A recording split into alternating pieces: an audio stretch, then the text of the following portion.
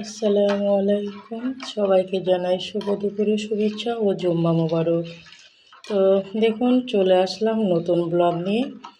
এখানে আমি পাকা বেল এটাকে ফাটিয়ে নিয়ে তারপরে ভিজিয়ে রেখেছিলাম ঠান্ডা জলে। তো এখন দুপুরবেলা আসলে পাকা বেল খাওয়া প্রত্যেকটা মানুষের খুবই উপকারী। পেট পরিষ্কার থাকে, পায়খানা ক্লিয়ার হয়। তো আসলে বেলটা কে কে খান, খেতে কারা কারা পছন্দ করেন অবশ্যই কমেন্টে জানাবেন। দেখুন, বেলটা আমি এইভাবে সুন্দর করে গুলিয়ে নিয়েছি। এবার এটাকে আমরা সবাই ভাগাবাটি করে খেয়ে নেব। আপনাদের কি ভালো লাগে? আমার তো খুবই ভালো লাগে, সত্যি খুব অসাধারণ। আর বেলের শরবতটা আমার খুবই পছন্দ।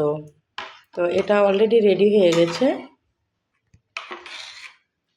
এখানে আমি গ্লাসে ঢেলে নিচ্ছি। আসলে এক জায়গায় করে নিলাম, এবার এটাকে গ্লাসে করে করে আমরা খেয়ে নেব। এইভাবে আপনারা বেলের শরবত করে খাবেন, কারণ এখন তো প্রচণ্ড রোদের টাইম, বেলের শরবত খাওয়া সবার ভালো।